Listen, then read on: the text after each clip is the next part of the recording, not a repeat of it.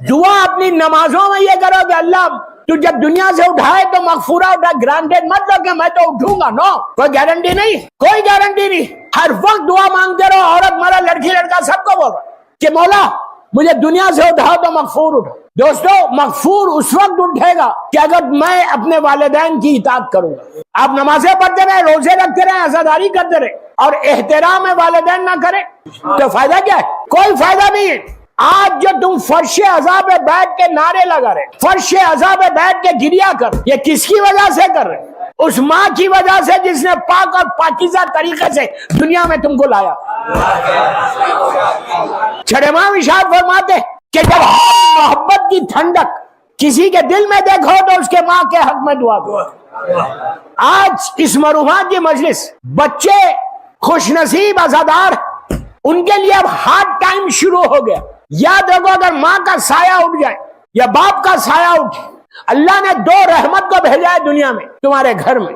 ماں کا، میری طرف دیکھ، ماں کا ایسا سایہ رہتا تمہارے سروں کے اوپر، یہ رحمت کا سایہ۔ مثال کے طور پہ جن کے ماں باپ زندہ ہیں اللہ انہیں سلامت رکھے، جن کے ماں باپ زندہ میں ان لڑکوں کو لڑکیوں کو بول رہا ہوں، جسٹ گو، مجلس کے بعد just go and sit with your mother, جاؤ اور ماں کے سامنے بیٹھو 5 منٹ۔ سارے یوتھ کو بول رہا کچھ مت کرو دن بھر میں، میری طرف دیکھو۔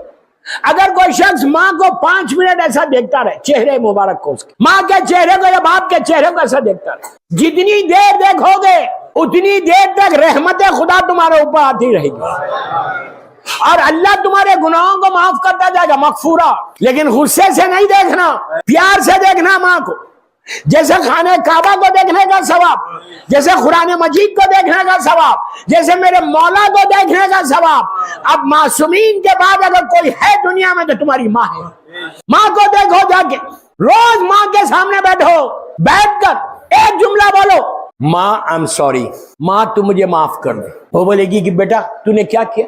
آپ بولیں گے کہ میں کیوں سوری بولوں، میں نے کیا کیا؟ پلیز غور سے سنو، میں کیوں سوری بولوں؟ What did I do؟ میں نے کچھ نہیں کیا۔ لیکن ماں پوچھے بیٹا کیوں معافی مانگ رہا؟ تو بولو ماں ہو سکتا پوری زندگی میں تیرے سامنے میری آواز بلند ہو گئی۔ کبھی ماں باپ کو، میں یوتھ کو بول رہا، کبھی ماں باپ کو نو نہیں بولنا، اپنی ڈکشنری سے نو کو نکالو۔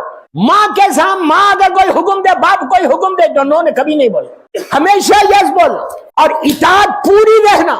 اب تاریخ کا ایک واقعہ پڑھتا، یہ بہت بڑے صحابی رسول کا، اتنا بڑا صحابی، مولا کا چاہنے والا، یمن میں رہتا تھا۔ یمن میں سرکار مدینے میں، سرکار کا کلمہ پڑا تھا، بڑی خواہش تھی دل میں کہ میں جا کے اللہ کے رسول کی زیارت کروں، اللہ ہم کو بھی زیارت نصیب کرے، زیارت کروں۔ غور سے سنو، اس نے اپنے بوڑھے ماں باپ تھے، اس کے بوڑھے ماں باپ سے کہا، اولڈ پیرنٹس، کہ ماں تو مجھے اجازت دے کہ میں جن کا کلمہ میں نے پڑھا ہے رسول کا، ان کی زیارت کر کے آتا مدینے۔ اس زمانے میں یمن اور مدینے میں جو ٹریولنگ تھی اونٹ پہ، گھوڑے پہ، 1 مہینہ لگتا تھا۔ بوڑھے ماں باپ ہیں، انہوں نے کہا بیٹا تم اتنی دور جاؤ گے 2-3 مہینے لگیں گے، اور بہتر ہے تم کلمہ پڑھ رہے یہیں سے سلام کرو۔ اس نے کہا ماں مجھے بہت خواہش ہے کہ جس رسول کا میں نے کلمہ پڑھا ہے ان کی زیارت کر لو۔ ماں نے کہا بیٹا ہم لوگ بہت بوڑھے ہیں، اولڈ ہیں، ہماری دوا کا کیا ہوگا؟ یہ اتنا اطاعت گزار تھا، خاموش بیٹھ گیا۔ پھر کیا ہوا؟ کچھ دنوں کے بعد پھر بولا، پھر ماں نے کہا بیٹا تو کیسا جائے گا ہم کو چھوڑ کے؟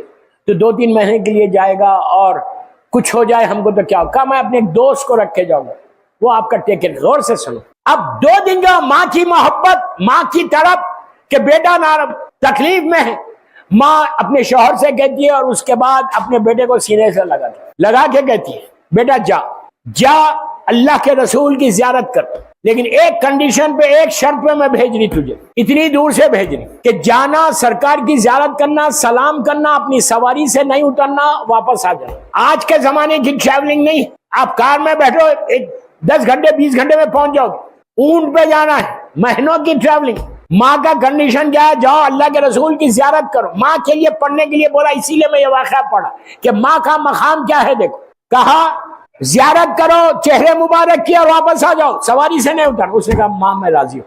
یہ آل دا وے یمن سے آیا۔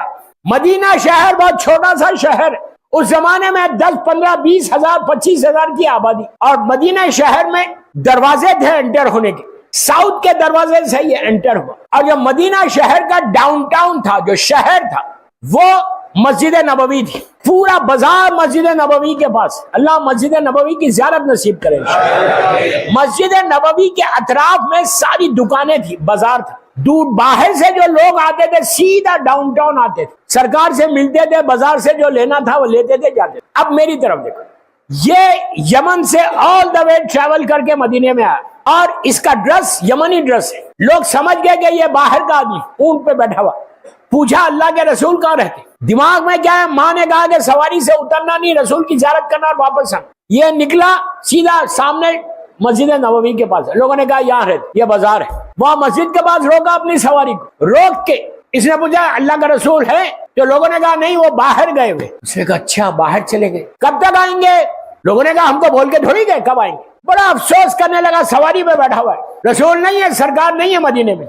लोगों ने कहा हमारे घर में ठहरो। उस जमाने में कोई होटल्स या मोटेल्स नहीं थे, लोग अपने घरों में मेहमानों को ठहराते। कहा घर में ठहरो, तो उसने कहा नहीं, मैं घर में नहीं ठहर सकता। लोगों ने कहा तुम इतनी दूर यमन से आए, हजारों मील दूर, क्या करोगे? कहा मैं जा रहा वापस। उन्होंने कहा तुम पागल हो, क्रेजी हो, इतनी दूर से आए वापस जा रहे बगैर मिले? तो कहा नहीं, मैं मजबूर हूं। बैक ऑफ हिज माइंड माँ के वो जुमले, सवारी से उतरना नहीं।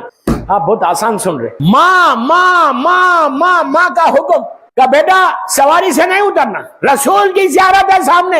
ये सवारी को मोड़ता है, मोड़ के वापस चले आता यमन ऑल द वे।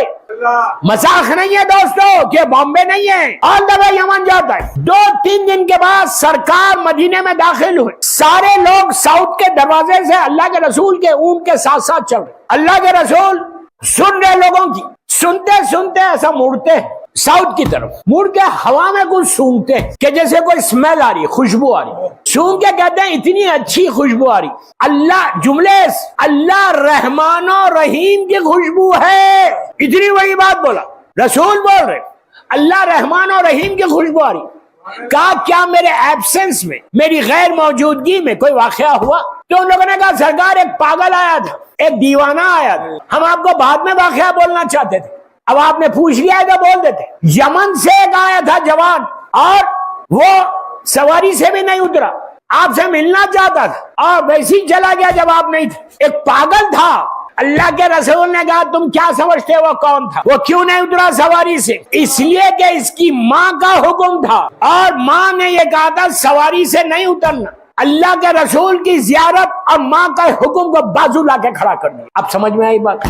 आप और हम होते तो उतर भी जाते, एक गलती हुई तो क्या हुआ? अल्लाह के रसूल ने कहा कि ये माँ का हुक्म था इसलिए ये नहीं उतरा। यही जवान आगे बढ़ के ओएसे खरनी बना। सीरिया में इनका मज़ार है जो जंग सिफीन में शहीद। पूरी जिंदगी रसूल की ज़ियारत नहीं की, लेकिन मोहब्बत ऐसी थी कि ओएसे खरनी बन गया आगे चल के। तो दोस्तों याद आया कि वालिदैन के लिए क्या करना है, माँ बाप के लिए क्या करना।